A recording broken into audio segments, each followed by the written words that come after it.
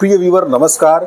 हम लोग इस वीडियो के माध्यम से यह जानेंगे कि बिहार में चल रहे जमीन सर्वे कार्यक्रम के अंतर्गत जो फॉर्म भरे जा रहे हैं उस फॉर्म को भरने में कई सारी दुविधाएं और दिक्कत आ रही हैं।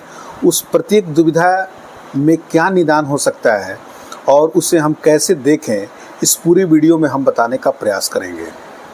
दोस्तों, जैसा कि आप जानते हैं कि बिहार में जमीन सर्वे कार्यक्रम के अंतर्गत जो जमीन सर्वे हो रहा है उसके प्रथम चरण में स्वघोषणा और वंशावली के प्रपत्र को जमा करना है। इसको लेकर के कई सारी दिक्कतें आ रही हैं रैयतों के पास। उसमें जो पहली सबसे बड़ी दिक्कत है उसमें ये है कि स्वघोषणा फॉर्म में क्या जो सभी लोग हैं क्या वो आवेदन एक ही फॉर्म में कर सकते हैं, यानी रैयतों के 4-5 भाई हैं या 6-7 भाई हैं, तो क्या सभी लोग मिलकर के एक ही आवेदन प्रस्तुत कर सकते हैं? तो इसका उत्तर है कि बिल्कुल लोग ऐसा कर सकते हैं।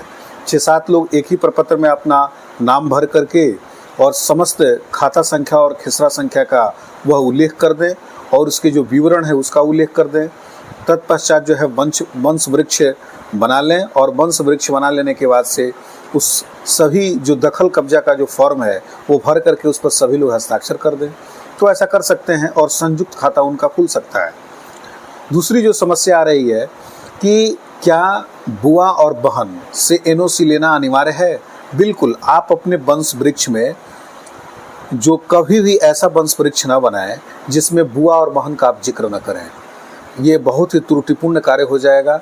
आप पूरी तरीके से निर्भीक होकर के आप बुआ और बहन को वंश वृक्ष में दर्शाएं और दर्शाने के बाद से उनसे अपेक्षा करें कि आप उनसे एक एनओसी ले लें और उस एनओसी को आप उसी के साथ संलग्न करके और प्रस्तुत कर सकते हैं। ऑनलाइन ऑफलाइन दोनों ही मोड में किसी भी तरीके से प्रस्तुत कर सकते हैं।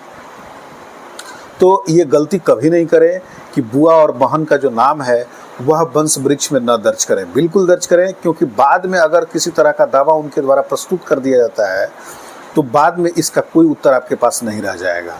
जो एक और दिक्कत आ रही है उसमें यह आ रहा है कि अगर हमने फॉर्म को भरते समय कोई छोटी गलती कर दी तो क्या इसे पुनः सुधारा जा सकता है? बिल्कुल ऐसा कुछ नहीं है कि अपने आपके द्वारा कोई छोटी गलती कर दी गई होगी तो उसे सुधारा नहीं जा सकता है। किश्तवाड़ और खानापुरी के समय जो सर्वेक्षण कर्मी हैं वो आपके प्लाट पर जाएंगे और प्लाट में अगर संलग्न दस्तावेजों के अनुसार जो भरे हुए आपके इनपुट्स हैं वो अगर अंतर पाए जाते हैं तो आपके जो सह खातेदार हैं या आप अगर स्वयं ही हैं तो उनके इजाज़त के बाद उसे सुधारा जा सकता है। तो इसमें किसी प्रकार की कोई दिक्कत नहीं आएगी। दूर दराज के रहने वाले लोगों को ये समस्या आ रही है कि जब हम फॉर्म भर रहे हैं तो चौहद्दी उनको क्लियर नहीं है। अगर चौहद्दी उनको क्लियर भी है तो पुरानी वाली खतियान में पुरानी वाली चौहद्दी लिखी हुई है, तो क्या नई वाली चौहद्दी लिखें? तो क्या करें कि चौहद्दी छोड़ दें?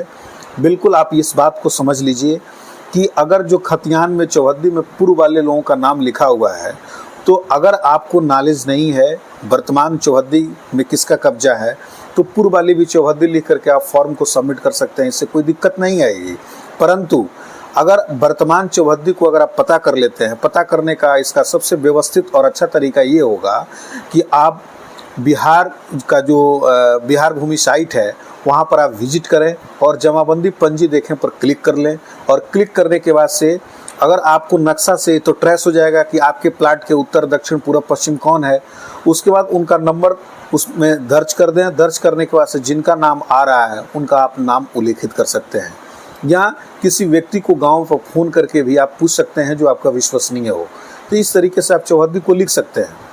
और अगर आप चौहद्दी को त्रुटिपूर्ण लिख देते हैं लेकिन आपका प्लाट नंबर सही है, खाता नंबर सही है और रकबा सही है तो इसमें बहुत ज़्यादा का दिक्कत नहीं आएगा। किश्तवाड़ और खानापुरी के समय जब सर्वेक्षण कर्मी वहाँ सर्वेक्षण के लिए उपस्थित होंगे तो आपको थोड़ा सा वहाँ अलर्ट रहना पड़ेगा इस बात को बताने के लिए कि इस तरह की त्रुटि हमसे हुई है सर, अमुक डॉक्यूमेंट साक्ष्य के रूप में जो हमने लगाया है उसके आधार पर इसको सर दुरुस्त कर लिया जाए। तो मेरा ये मानना है कि वह दुरुस्त हो सकता है, कोई बहुत ज़्यादा उसमें दिक्कत नहीं आएगी। रकबा को लेकर के दिक्कत आ रही है। रकबा को हेक्टेयर या डिसमिल या एकड़ कहीं कहीं जिस तरीके से लिखा हुआ है तो आप एकदम स्पष्ट हो लीजिए कि आप उसको पूरी तरीके से आप डिसमिल में भरें। अगर 100 डिसमिल से ज़्यादा हो जा रहा है तो 1 एकड़ हो जाएगा। तो एकड़ और डिसमिल में ही उसका उल्लेख करें। आप कैलकुलेट नहीं कर पा रहे हैं, किसी तरह की कोई दिक्कत आ रही है, दूर दराज हैं, तो आप कोई भी यूट्यूब पर आप वीडियो देख सकते हैं। उस वीडियो के माध्यम से आप आसानी से कन्वर्ट कर पाएंगे कि कोई रकबा किस में दिया हुआ है, तो उसको आप एकड़ और डिसमिल में कन्वर्ट करके आप लिख देंगे। मेरे भी चैनल पर इस तरह के वीडियो पड़े हैं, तो आप मेरे भी चैनल पर मेरा ही वीडियो देख करके आप कन्वर्ट करके आसानी से लिख सकते हैं, तो कोई दिक्कत नहीं आएगी। ये एक प्रॉब्लम एक और आ रही है कि उत्तराधिकार, विक्रय, क्रय विक्रय या बास्कीत किसी तरह का जो उल्लेख करना है, इसमें दिक्कत आ रही है कि इसमें अगर उल्लेख गलत हो जाता है तो क्या होगा। उल्लेख इसमें कन्फ्यूजन बिल्कुल ही नहीं होनी चाहिए। अगर आपकी खतियानी ज़मीन है तो आप उत्तराधिकार कीजिए, केवाला के द्वारा आपको ज़मीन अर्जित हुआ है तो आप क्रय विक्रय को दर्शा दीजिए। अगर किसी तरह का बास्कीत पर्चा या कोई अन्य पर्चा के माध्यम से आपको ज़मीन मिली हुई है बंदोबस्त करके, तो उसका आप उल्लेख कर दीजिए। और किसी तरह की समस्या किसी भी लैंड पर है तो संबंधित लैंड के सम्मुख यानी प्लॉट नंबर के सम्मुख जो अन्य विवरण या अभियुक्ति वाली जो कॉलम है, उस कॉलम में उसका उल्लेख कर दीजिए, तो कोई समस्या भविष्य में नहीं होगी।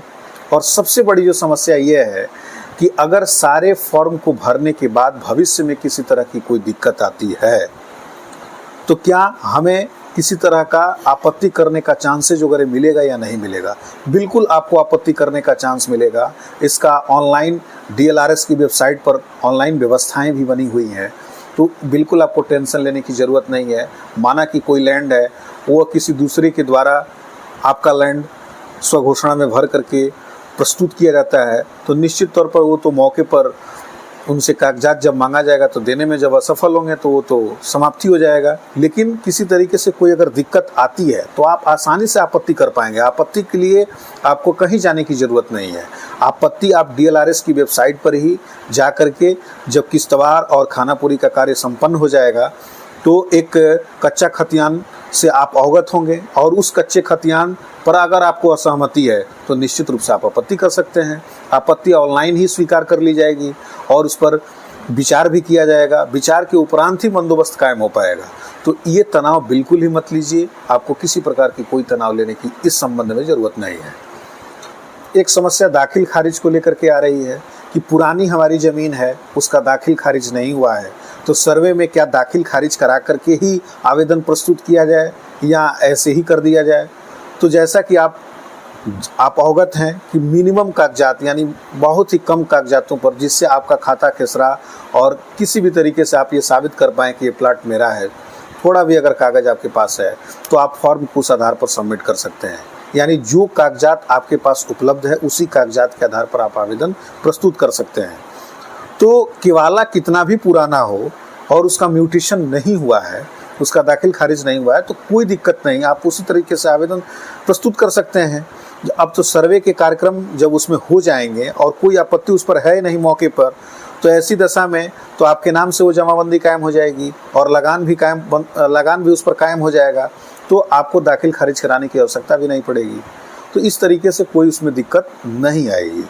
और इसका कोई विवाद आप लेकर के न चलें कि पुरानी ज़मीन है, हमने खरीद बिक्री किया था और उसका आज तक अभी तक हम म्यूटेशन नहीं कराए। तो अभी वर्तमान में इस तरह का कोई उलझन अभी दिक्कत नहीं है। आप आसानी से उसको आवेदन पुराने केवाला के आधार पर ही साक्ष्य के रूप में लगा करके आप प्रस्तुत कर सकते हैं, उसमें कोई दिक्कत नहीं आएगी। तो दोस्तों, सर्वे के फॉर्म को भरने को लेकर के जो छोटी मोटी जो दिक्कतें आ रही थीं, इसका सार था ये, और इसका एक निदान मेरे तरफ से प्रस्तुत किया गया। आपको कैसा लगा? अगर आपको अच्छा लगा होगा तो इस वीडियो को लाइक कीजिए और शेयर कर दीजिए। फिर भी अगर अन्य कोई प्रश्न आपके दिमाग में हो, जो दिक्कत का सामना आपको करना पड़ रहा हो, तो आप कमेंट में ज़रूर पूछें, मैं उसका उत्तर त्वरित देता हूं। और मेरे चैनल को सब्सक्राइब करना बिल्कुल ही मत भूलिए। आपने अभी तक मेरे चैनल पर अपना कीमती समय दिया, इसके लिए बहुत बहुत धन्यवाद।